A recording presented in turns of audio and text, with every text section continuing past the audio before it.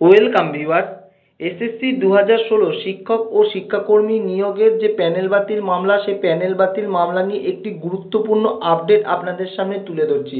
সেটি কি না, সেটি হচ্ছে যে আমরা জানি যে আগামী 10/2/2025 এই এসএসসি 2016 শিক্ষক ও শিক্ষাকর্মী নিয়োগের যে প্যানেল বাতিল মামলা, সেই মামলাটির কিন্তু শুনানি আছে অনারেবল দ্য চিফ জাস্টিস এবং অনারেবল মিস্টার জাস্টিস সঞ্জয় কুমারের বেঞ্চে, যার কলিং নম্বর বা সিরিয়াল নম্বর কত, সেটি হচ্ছে 34।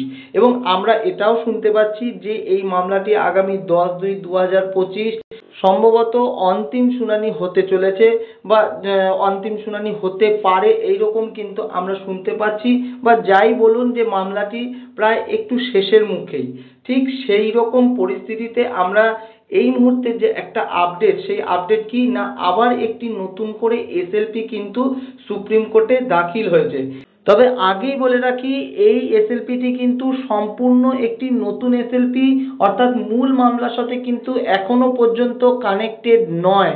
এটি কিন্তু সম্পূর্ণ নতুনভাবে মামলাটি উঠতে চলেছে এবং সেই এসএলপিটি যে দাখিল হয়েছে সেটা কিন্তু খুব রিসেন্ট এসএলপি।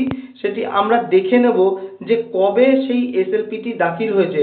দেখুন, এই মামলাটি যেটি 34 নম্বর সিরিয়াল বা কলিং নম্বর 34-এ আছে, ঠিক তার পরবর্তী যে সিরিয়াল নম্বর বা কলিং নম্বর 35, তাতে কিন্তু আবার একটি কেস কিন্তু লিস্টেড হয়েছে এবং যেই কেসটি কিন্তু এই এসএসসি 2016 প্যানেল বাতিল মামলাকে ঘিরেই, এবং যার ডায়েরি নম্বর কত না 266, এবং যার পিটিশনারকে দেখুন অঙ্কিতা অধিকারী, এবং যেই মামলাটি কিন্তু ফাইল হয়েছে কবে না 2/1/2025, অর্থাৎ খুব রিসেন্ট কিন্তু এই মামলাটি ফাইল হয়েছে।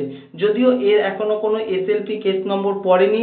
মামলাটি দেখুন ভেরিফাইড হয়েছে কবে 3/2/2025-এ, এবং এটি কিন্তু অনারেবল দ্য চিফ জাস্টিস এবং অনারেবল মিস্টার জাস্টিস সঞ্জয় কুমারের বেঞ্চে আগামী 10/2/2025-এ কিন্তু মামলাটি লিস্টেড করা হয়েছে। অর্থাৎ আগামী 10/2/2025 যখন মূল মামলার যে মামলাটা হবে, তার ঠিক পরবর্তী যে সিরিয়াল নম্বর বা কলিং নম্বর, তাতেই কিন্তু এই মামলাটিকে এখানে লিস্টেড করা হয়েছে আগামী 10/2/2025-এর কজ লিস্টে। এবং আরও একটি বলার বিষয়, যে এই যখন মামলাটি হয়ে যাবে, ঠিক তার পরবর্তীকালেই আমরা হয়তো দেখতে পাবো যে এই মামলাটিকে আবার মূল মামলার সঙ্গে কিন্তু কানেক্ট করা হয়েছে।